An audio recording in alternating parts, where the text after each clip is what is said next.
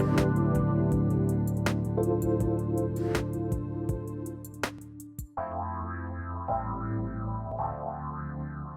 everybody, welcome, come on in as usual, come and sit around in the circle. I've got a few stories to tell you and I've got a lovely guest for you to meet as well, who is full of stories. I've just been reading her 2 books and you're going to have a brilliant episode tonight. So the 1st of May, which we've just had, actually marks a very special anniversary for me and for Christian.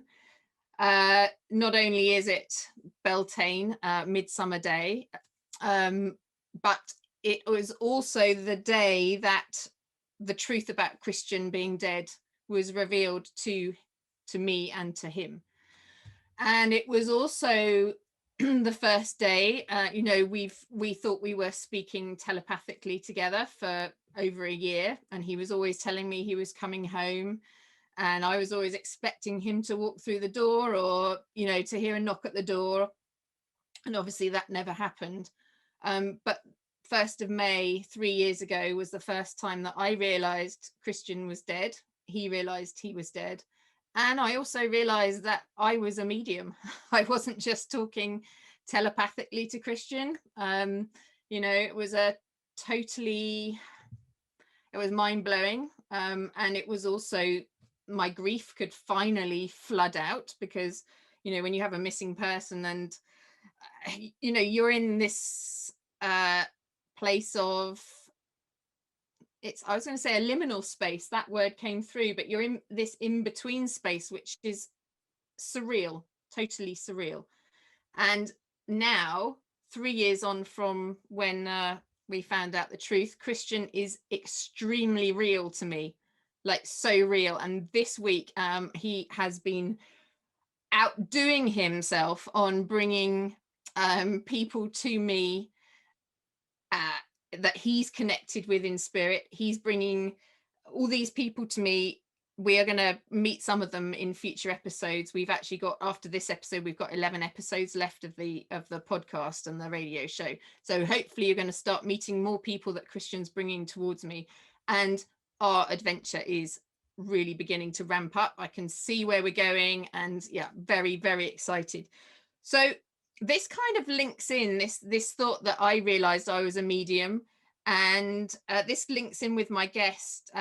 This is Karen Anderson. Now, Karen Anderson is a pet loss specialist and an animal communicator, and I know with myself was very reluctant to use the gifts that I realized I had, and Karen is like, we'll talk to Karen now actually, and she'll be able to tell us about all the gifts that she realized she had, and then actually they were quite frightening in many ways, and she's taken a long time to actually come out to use her gifts. So I'd like to welcome Karen to the show. Karen joins us from East Washington. Hi Karen, how lovely to have you on. Thank you so much for coming on.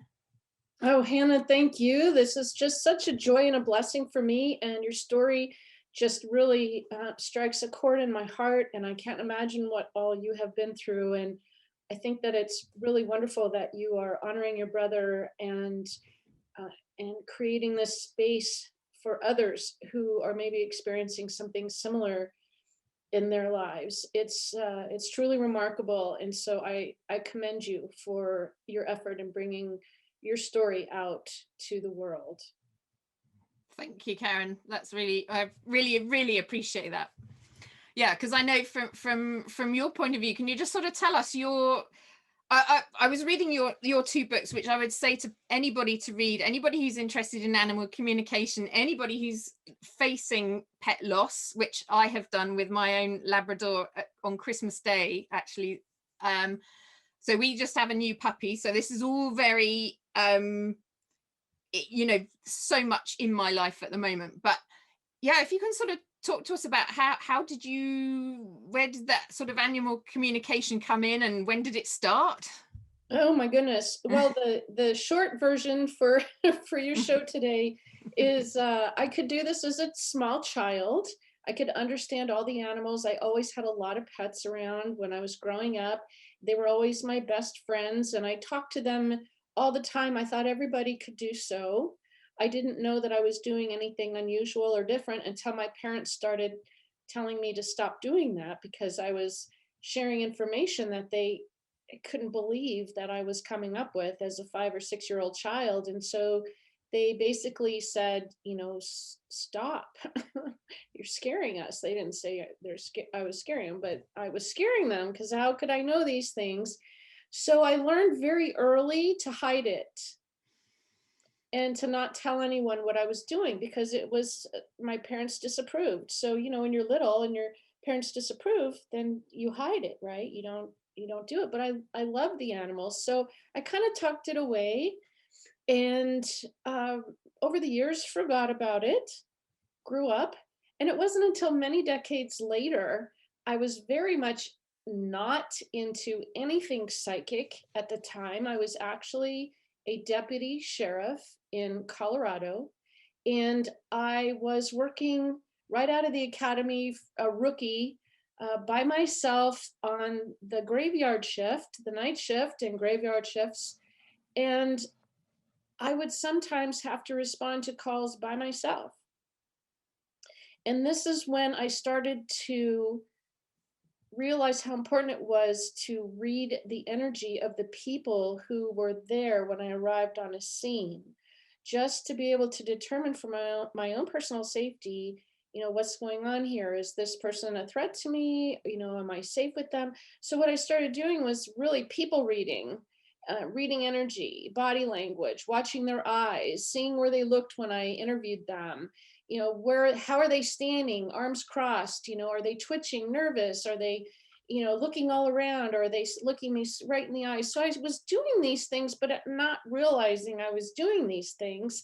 And because of that, I unlocked a door, and that door led me down a path of incredible intuitive, if you will, a spiritual awakening, where I was just fascinated with what was coming through. And when I was on a crime scene, this is what did it for me. I was on a crime scene when one of the pets that belonged to one of the victims actually shared a message with me about where a suspect was hiding. And that's when everything changed. And I went, oh my gosh, this is insane. This is crazy. If an animal can tell me that, what else can they tell me? And I was so hooked at that point. I couldn't think of doing anything else. And I just wanted to learn everything I could. So that's the shortened version. I love it. And because if we can go back, because there's a few stories that I picked out from reading about you, and like the first one with your pet dog when you were little with Prince, because that was the first time you really understood, or can you just sort of talk a short version, if you want, of that Yes. story as well? Yes. So 5 or 6 years old, and I had a dog named Prince. He was a black and white collie, so he looked like Lassie, except he was black and white. And he would sleep in my room at night. And there was one particular night where he was pacing in my room, very, very unsettled, and that was unlike him. And he told me that his tummy hurt. And I heard it very clearly in my head, just as if it were my own thoughts, but I knew it was coming from him. And so I was very worried, and I went and laid down with him on the cool tile floor in the hallway of the house.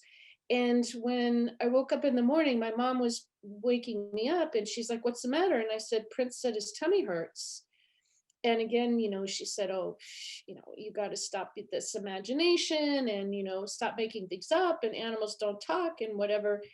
And ended up that Prince was having a crisis, a pancreas issue, a very severe issue.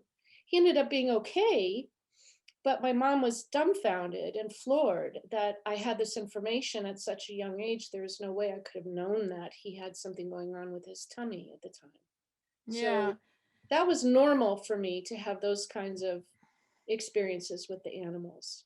Yeah, and I think that really is going to resonate with people, because I know like people that I talk to that and work with, you know, they have these things that happen to them when they're young.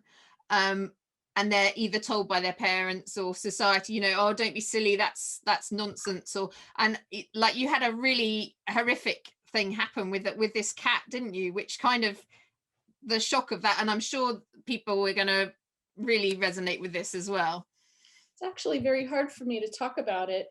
In fact, when I wrote my book, Here All Creatures, I wasn't even going to share that story because I can tell you right now, just you mentioning it, it made Mm, my stomach do flips because it was so traumatic for me. And even though things have now come into clarity because of that, mm, it was still such an incredibly painful thing to experience as a child. And basically, what happened was I was a lover of all animals. I was probably around 8 years old at the time. I was outside playing in my front yard, and I lived in a suburban neighborhood. So you have neighbors to the left, neighbors to the right, neighbors across the street. And I was looking over this across the street, and I saw an orange and white kitty that I had never seen before. So I kept inviting this kitty to come over and play with me mentally, mm, telepathically, communicating with him.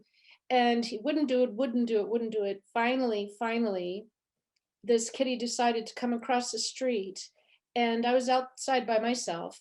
And when Kitty finally made it into the street, a car came out of nowhere, mm, hit this kitty right in front of me, and he passed away very slowly right in mm. front of me.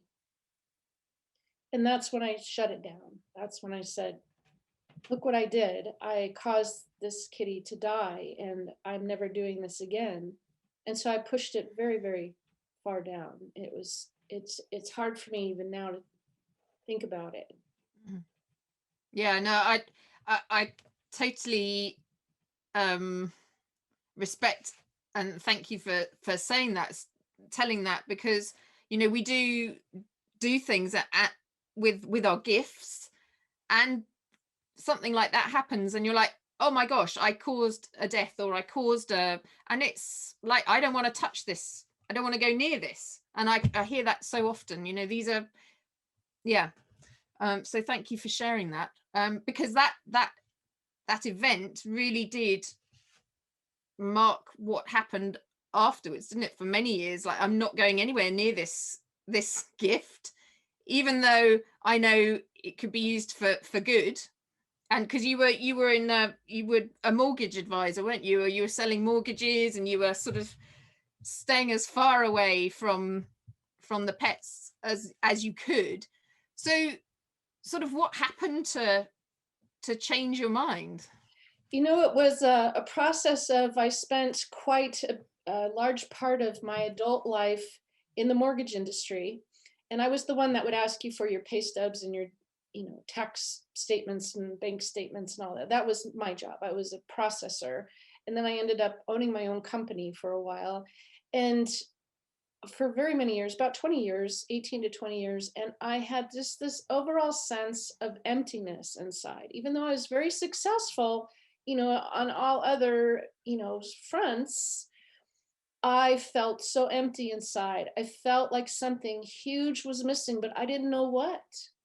I just felt like I was on this hamster wheel making a lot of noise and, scurrying around and just making no progress for myself. And that's when I really started to have these little light bulb moments, epiphanies, some people call them. I call them a light bulb moment where we finally go, oh, wait a second. I was started listening to that little voice in my head that was like, do what you love. What do you love? What is your passion? What do you love? And I realized it wasn't mortgage. It wasn't being in that corporate environment. In fact, I really didn't care for that at all. I can tell you that I got in trouble a lot in the mortgage industry. My mouth doesn't have a filter sometimes.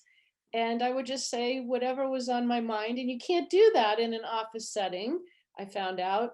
So I was even fired at one point. And, I just really couldn't put a finger on it until I started listening to that voice inside me. And I'm going to call it an internal voice. Some people call it their higher self. Some people call it their God self. You know, it's that soul speaking to you, that soul that knows you better than you know yourself. And so I started doing what I loved. And, you know, I eventually, you know, there were signs everywhere for me, Hannah, that said, Karen, you're not listening to the voice in your head. You know, I ended up having to file bankruptcy because a business partner embezzled from me and I had to shut down my business, my mortgage company. And so that was complete devastation. Now I'm totally empty on the inside. I'm totally empty in my bank accounts. I have all these lawsuits pending from everything that happened. None of it was my fault because he embezzled from me. So I was, you know, a victim, and yet everything fell on me.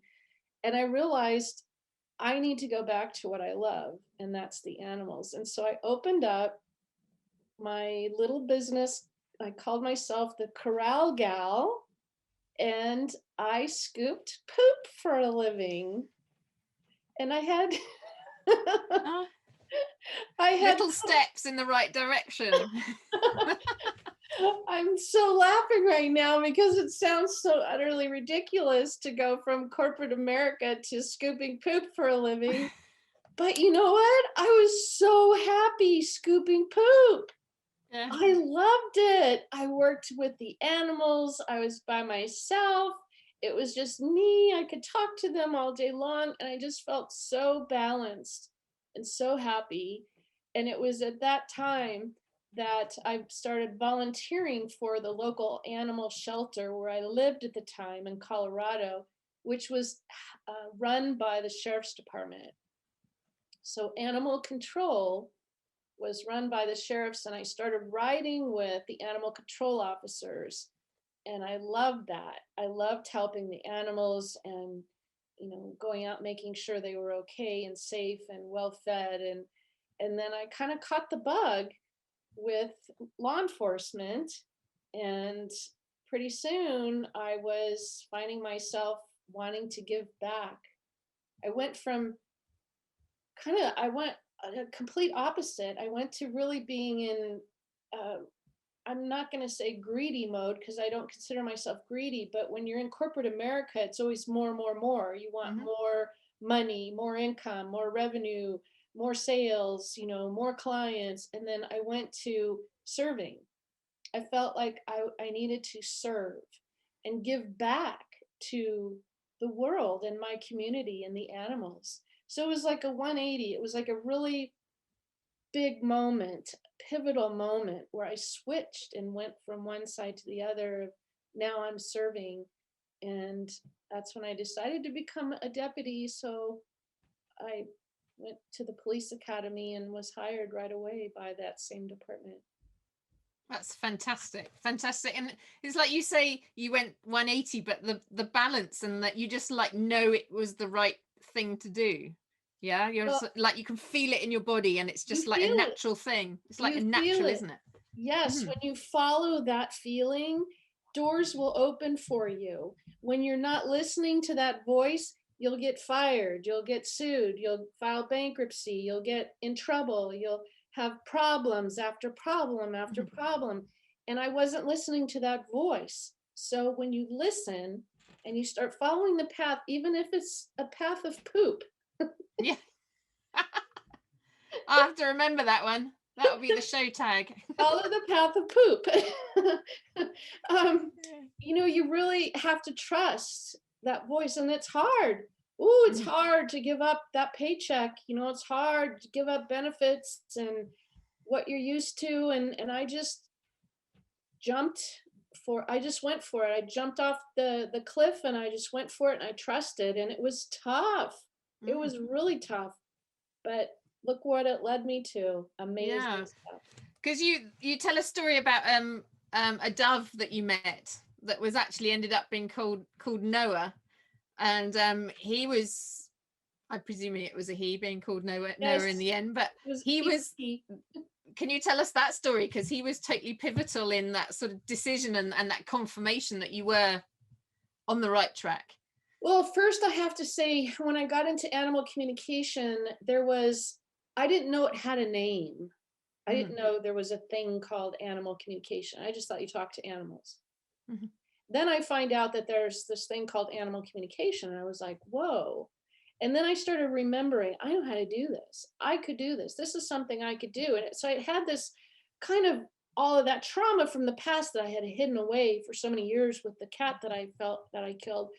Everything started to resurface again. And I went, oh, I love this. I'm going to do this. So I started to refresh my skills and I focused everything I could on communicating. But now, as an adult, I had all these layers of junk mhm, from society and people and the environment that this isn't real, you can't do this, there's no such thing, this is all in your head, you're crazy, everything that, modern society wants to tell us about anything intuitive or psychic. mm. Yeah, and you were being, labeled the witch as well, weren't you? Which I've Oh, had as well. I was Mm, called so many things yeah. Mm, that when I started telling my family and friends, hey, I can communicate with animals, they literally thought I was crazy. They yeah. thought I Oh. was certifiable nuts. So I know you can totally relate to that. Oh, I can say, oh my God. Yeah, anyway, that's a whole conversation, but yeah, do carry on. And I was called every name you could imagine. And it was very hurtful, very painful, because here I was following something that felt so right within me, so pure in my heart, so beautiful, so incredible, and yet people who I loved and cared about were shooting me down and just basically being very unsupportive. And so at that point, I had left law enforcement. I didn't really know what was going to happen. I knew it wasn't law enforcement. I knew that there was something else, Hannah, but I didn't know what. And that's such a hard place to be in Mm, because you're kind of grasping and you feel this kind of limbo that you don't know where to go, what to do. And I had, of all things, gone back to mortgage because it was the only thing I knew. And I had to mm, bring in some money until I figured out what the heck I was going to do. So I'm back in the mortgage business, which wasn't fun. But I was invited to a party, a barbecue at a 4th of July um, celebration here in Spokane with some coworkers. And they said, come on, Karen. I was really depressed at the time. I just had pretty much stopped communicating or telling anyone that I was communicating with animals because I was tired of all the backlash. I was just tired of it all. And I didn't even, I wasn't even really socializing. They finally convinced me, come on, let's, come with us. Well, and also I had um, my relationship at the time with my husband, was not good. So I had no support from him. My family was being weird. Everyone that I thought was my friend thought I was a witch. So things were not good. oh, So I go to this 4th of July party just wanting to relax and maybe meet a few people or something, and the next door neighbor comes over and she says to me, "Hey, will you come over and see if you can communicate with this little bird that we found? I rescued it from my cats. The cat had the bird in its mouth." And she was rehabilitating this little bird. I said, "Yeah, sure, okay, what the heck." So I go next door to her house and I'm thinking it's, like a sparrow or I don't, chickadee or something. Well, she comes out with this little white dove on her finger. And I thought, oh, I mean, I had never seen a white dove before in person. mm, You see pigeons sometimes, but I had never seen a pure white dove. So I was like, oh, I was surprised. And so she put her hand out to me, and this little dove stepped off her finger onto mine as if it knew me its whole life. There was no hesitation. And so that took me back because I thought, well, this is weird. Why mm, is this bird not afraid?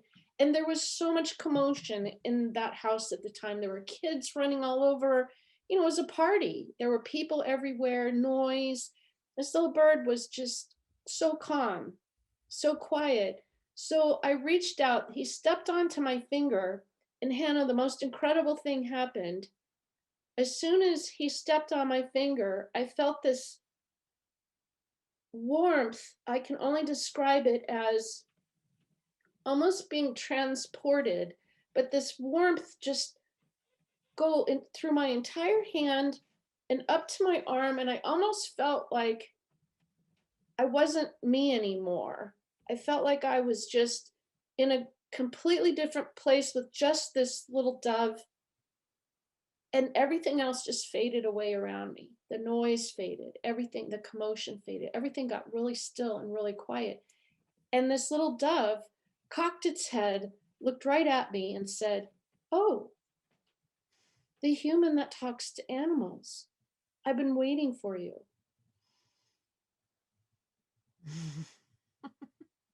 I went, "What?" What? Yeah. And in the background, they're all saying, "What's his name? Where's he from? Does he have a family? You know, where did he come from?" The little dove says, "From up above." So I'm slowly giving the family the messages from this little bird, but I didn't tell him anything that he was saying he'd been waiting for me. And I was just mesmerized by the fact that this little guy was giving me these really incredible messages with all of this chaos going on. And then here's what completely floored me. This little bird looked at me and said that he knew what had been happening, that I wasn't communicating with animals anymore. And I saw my whole life happening right before my eyes. And he knew about the hurtful things that people had been saying to me. He knew everything about me. It was this weird life review that was happening in this space and time in this person's kitchen. It was the most craziest moment. And words, I find it difficult to explain, but it was so powerful and so pivotal and so life changing. And he had a very divine message for me. He told me that I knew in my heart what I needed to do, and that my sole purpose in this world was to continue to communicate with animals and to help others with theirs. And boy, I tell you what, I started bawling like a baby. I was crying, sobbing hysterically. The family's looking at me like, what is her problem? It's only a dove. This woman is nuts, right? So that was it for me. I knew at that point, you know what? I can't let what anybody else says about me stop me from following my passion and my purpose. It's my journey. This is what makes me feel good. This is for my soul, my heart. If it doesn't resonate with you, then go somewhere else. But this is for me, and I'm going to follow my purpose and my passion and continue to do my work. So now I don't let anybody or anything get in my way, nor should anyone who's listening to this, especially family and friends. They can be some of our biggest critics. They can be so hard on us. And that's a tough nut to crack when it's your own family. Yeah, I know. I mean, there was actually a sentence in your book, and it says, if there's a message that you need to hear, the universe will find some way to deliver it to you. And like, you had your dove, and from that point it's like, okay, this is it, I have to do it. I've had my own messages that have been delivered to me, and it's like, you can't back away from this anymore. I mean, I did the same. I was like, I can't do this. Oh my God, what is this? And I certainly can't go and tell people I do it, and I certainly can't go and serve other people. And in the end, like, you have to give up, don't you? I mean, you have to not give up, you have to surrender to it. So well done, the dove. Right. And then you've gone on to then, so talk us through what's your sort of your bread and butter sort of work that you do now with people, how you serve. Well, it's been an incredible 24 years now since all of that happened. Mm. And my my journey has been, I was delivering messages through sessions for my clients. So they would contact me and we would have hold a session, and I would bring their animals' energies forward and deliver messages. And then what started happening, Hannah, is I started realizing that the messages from the departed animals were so profound and so healing and so powerful and so incredibly accurate that I could feel in the moment I delivered them, I could feel their human start to heal. There was such an impact that they had been in such a dark place that just delivering sometimes one word, sometimes all I had to deliver was one word, not an entire sentence or, a whole story, but just one thing. And you could actually feel them shift. That doesn't mean that they don't feel pain anymore. That doesn't mean that they still don't hurt or cry or miss their loved one. That's not at all what I'm saying. But to move from this horrendously completely paralyzed state of devastation and go, what?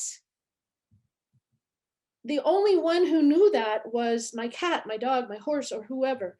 Nobody knew that. And the healing that takes place from that became so, I would say, to me, so powerful as as delivering the messenger, that I completely focused on that. So my niche became the afterlife and delivering afterlife messages. So I ended up writing the 2 books about it. And in those books, I shared actual messages from actual sessions, from actual departed pets, and a few living pets, and a few Mhm. departed humans. There's a little bit of everything sprinkled in there. But I wanted to share with the world that, that the afterlife is real. Your departed pets never leave you. You don't lose someone you love.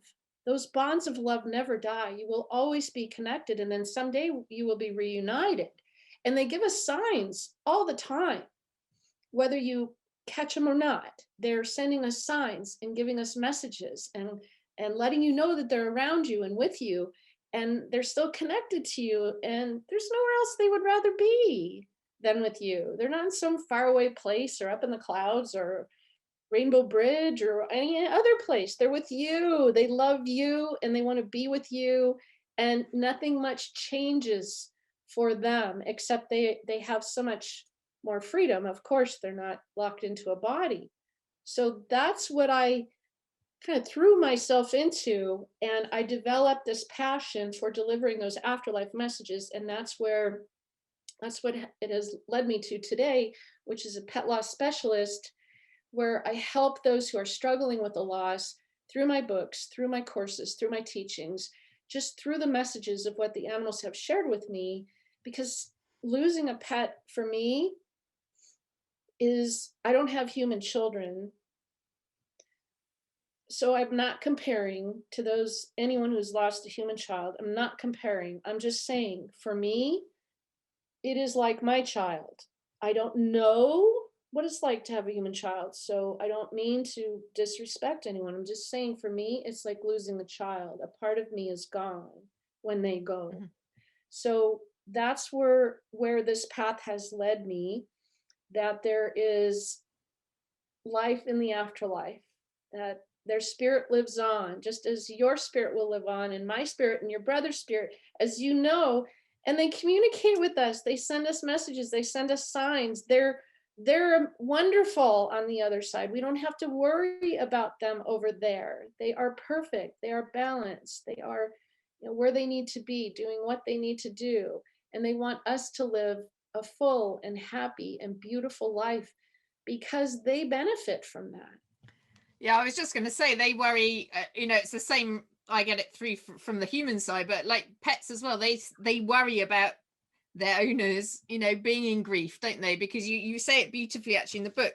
Like the more you grieve for them, and if you've got guilt, if you've got sorrow, that's it, like emotional tie to them. It actually drains them. Yes. And Yes, it is. It's like, so let me just share this with you. I'll paint a picture here for you. Do you have someone in your life, a friend, family member, whatever, that you like them, but anytime you're with them, they're always sad or complaining or upset or in some kind of a crisis? And even though you care about that person, when you finally get away from them, you just feel literally drained. Like you can't listen to another thing they say because you're just like, oh, all the energy is drained out of you. Where think in terms of someone else you know in your life who's always happy and positive and, just full of sunshine and good news. And, you love being around that person because you feel so energized just being around them. So when we are in a state of grief, we are very draining because those are sad feelings are heavy and they weigh us down. They will also weigh down our departed loved ones. Won't harm them, won't stop them from continuing on their spiritual journey.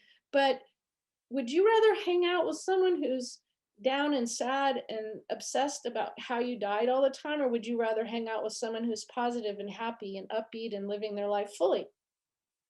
Mm-hmm.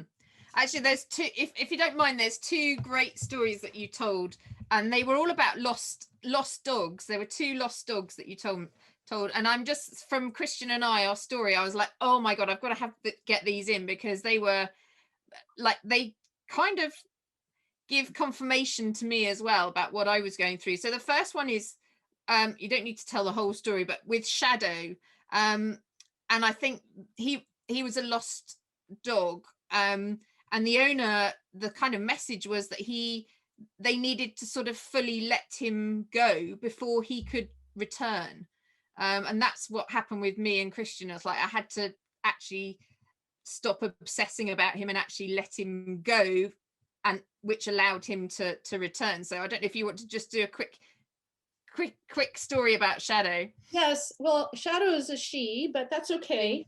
Sorry, She Shadow. belonged to this woman named Jen, and Shadow had really bad seizures, so she was on epileptics, anti-seizure medication.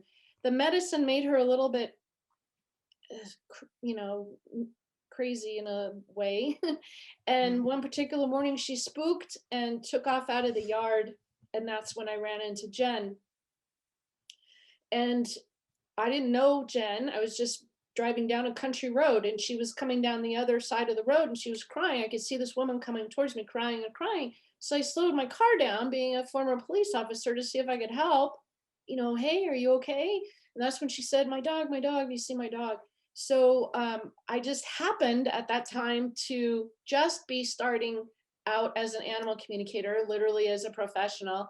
So I handed her my card that I had just gotten printed. I was so proud. And I said, well, here, if you need my help, you can reach out to me. And I gave her my business card. And I got a call from her shortly thereafter. And she says, Shadow's not home. Do you think you can do a session? Do you think you can help? And I said, well, sure. So we set up a session and I got very specific details about where Shadow was. She was still alive. She was about 5 miles south of home. And I saw this kind of rusted out truck, like in an open field with some dry grass. And literally around here, that could be anywhere because we live out in the country here. So that could be anywhere. But the 5 miles south was very specific. And I really felt like she was kind of hiding because I've kind of got like her body was all pulled in and clenched in and kind of like hunkered down somewhere. And so I shared this with Jen.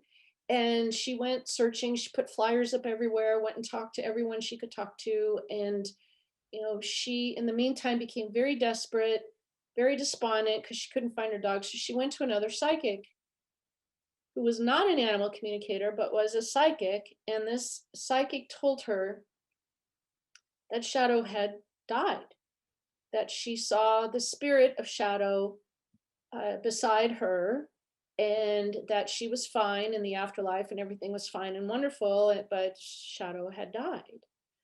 And this was in November. So around here in Eastern Washington in November, it gets very cold. And Jen had was devastated, of course, and no dog could be alive after all this time that had gone by in this cold weather, especially with the seizure medication. And so Jen sent me an email and said, Karen, just wanted to let you know Shadow has died. This psychic told me.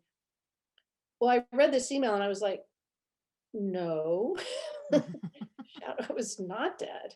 Shadow is alive. And again, I was just starting out, didn't really know what the heck I was doing, but I knew in my heart that Shadow was alive. So I stuck with that and I just wished Jen well. You know, if she wants to believe that Shadow's gone, that's her thing, but I'm sticking with what I have and what Shadow told me. Well, the very next morning at like 5 o'clock in the morning, I'm not a morning person. I don't get up in the morning for anybody. In fact, just getting up for your show today was painful for me. Thank you. But I woke up to this booming voice that resonated with me, that was Shadow's, which is so weird because Shadow is a girl, but this booming voice came through as a male. I don't know why. It just did. I don't question things. I just go, okay, whatever. So this voice came in and basically said to me that Jen needed to let go, that this was part of her journey, her spiritual journey, that she needed to let go. And once she finally let go, then I will return to her. And I'm thinking, this is weird. You know, this doesn't happen. This is so weird. Well, I didn't tell her this. I just held on to it for a while. And I reached out to Jen a couple days later. She said, you know, I think I'm just going to have a ceremony and send Shadow's spirit on its way. And I said, I think that's a beautiful thing to do. And she went ahead and had the ceremony. And I guess there were a lot of tears and, you know, she said her farewells. Well, then shortly after that, she got a phone call from somebody that was at one of those little, they're called radio controlled cars where people go and fly planes and radio controlled cars in this open field. They had seen her flyers. They found Shadow hunkered down underneath this rusted out truck in this open field with all this dried grass around her. She had been attacked, we think maybe by a coyote or something. She had some wounds on her. She was dehydrated. She was starving. She was very scared. And because of her seizure medication missing, she was really out of it. But she was alive. So I get this message from Jen saying, Shadow is alive. I'm on my way to the vet with her right now. So Wow. that was such a powerful story because Jen needed, she needed to fully let go of things that you cannot control. You cannot control certain things. And once you give that up, once you say to the universe, okay, universe, God, or whoever you are, I release this, I let it go. I am only responsible for what I do and the choices I make, but there are some things that I cannot control that are completely out of my reach. And I need to just be at peace with whatever is happening or whatever has happened. And when she finally did that, that's when Shadow came home. Crazy story. Yeah, and it's a beautiful story as well. That element of I know you must get this question a lot. I'm going to ask it now because it's the right time to do it. Like, I want to contact my pet. I'm asking for signs. I'm opening myself up to hearing back from my pet, and nothing's happening. You know, can you sort of explain why that might be, and how you can actually open up to your, if you're wanting to connect with your pet? I will tell you, even for me, if I have just recently lost a pet, or even if I'm grieving deeply about a pet, there is no way I'm going to be able to communicate with it other than to send it love, love, love, love, love, love, love. Because emotions are powerful forms of energy. Any strong emotion is something that will cause a disruption in the transmission of messages. Just like when you're on your cell phone and you get to a bad spot, you hear people say, "Ee, ah, ee, oh, ee, ah, ee, ah." Can't hear them, right? It's Mhm. because the reception is bad. There isn't a clear connection. Emotions will do that to you.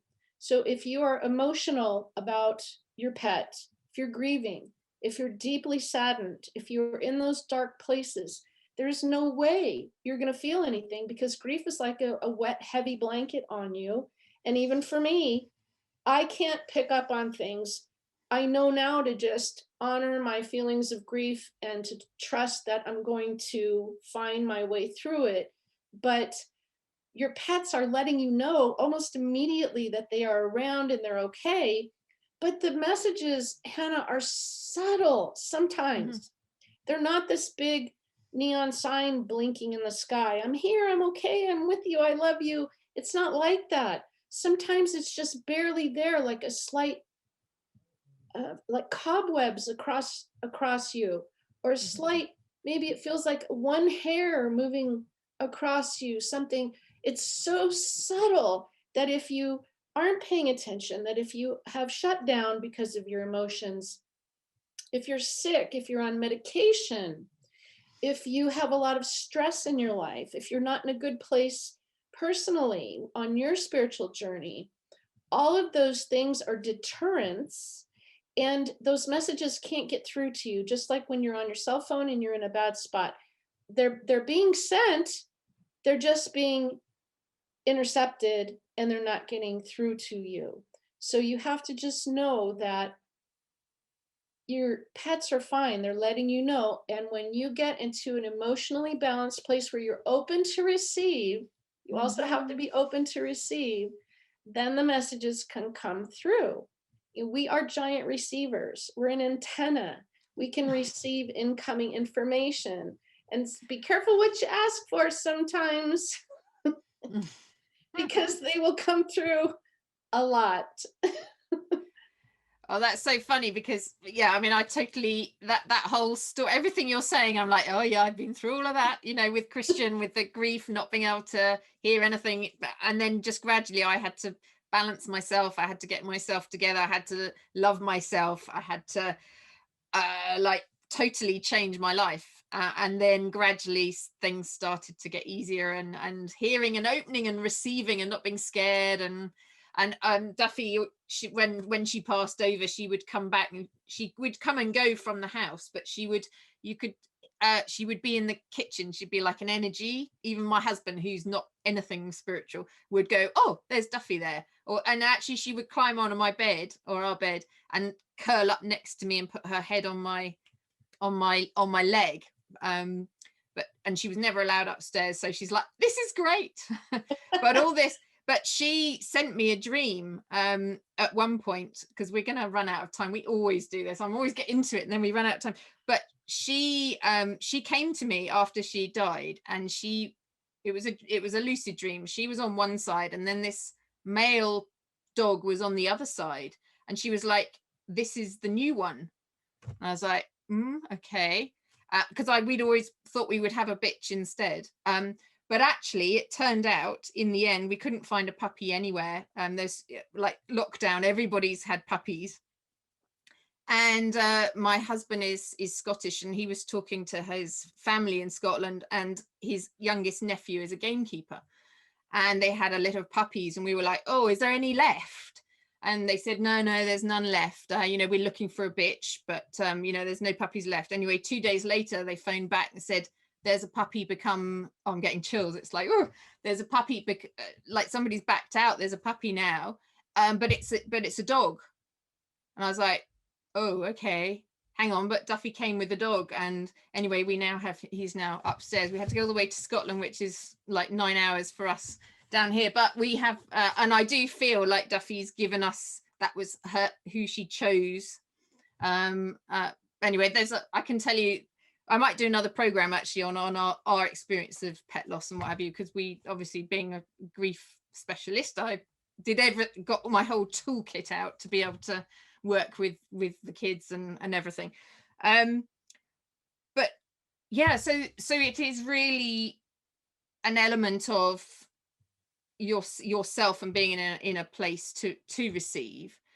So what's the main sort of message? I mean, we did touch on it before, didn't we, about what's the main sort of message that animals, not necessarily pets, I don't know, maybe it's animals or pets in general, that sort of animal consciousness, what are the main sort of messages that they want to tell us? What should we be learning from them? Well, Hannah, I'm just going to speak from my experience, and everyone who does what I do has a different set of experiences. I mainly communicate with companion animals, so cats, dogs, horses, parrots, things that we would have in our homes. I communicate with all animals, but the majority of my clients had companion animals. So I can only speak from those messages because those are the majority of messages that I've received. And I think the one thing that they want us to know most of all, what is so important, that really was a big eye opener for me and changed me, was to literally live in the moment, right here, right now. Animals don't worry about tomorrow. They don't stress over yesterday. They don't obsess about what's coming up a month from now. They don't understand about an upcoming surgery or an upcoming treatment or a vet appointment around the corner. We don't live in this moment. We live in our thoughts in another time. And the animals have taught me to be present, to be here right now, to appreciate what's around you, to take time to literally soak in the sun or enjoy the rain or go out and play in the yard or be in nature or whatever it is. I didn't live there for the longest time. And animal communication is not just learning how to talk to animals. It's really discovering who you are. It's peeling back the layers that we have kind of built up over the years and really discovering the true you, what you are really all about, how powerful. You're this powerful and mighty spiritual being. You're capable of anything you set your mind to. And when you stand in your truth and follow your purpose and your passion, anything is possible. And that's the message the animals want us to be true to ourselves. Don't do what your parents want you to do. Don't do what society wants you to do. Don't do what the neighbors are doing. Do what you want to do and what calls to your heart. It'll make all the difference in the world. Amen to that. Like, completely. That's our story as well. The animals, I get several messages, like, from, in fact, the messages I get about animals are to really look at the wild animals and how they are, because pets they sort of learn that the human ways, as in a way, don't they learn to play games in a lot of cases, whereas actually the wild undomesticated animals, like, they're just themselves. And as you were saying, totally. Yep. So thank you. I mean, like, Karen, that was such an amazing conversation, because you went through, we talk a lot on this podcast, a lot about trusting yourself and purpose, why you're here. Don't listen to anybody else, trust yourself. And this whole idea of that healing that you need to do before you can start with these receiving with your antennae, your body. But do you have a website that anybody can visit, so if they want to find out more about you and your books, your brilliant books that you and the services that you offer?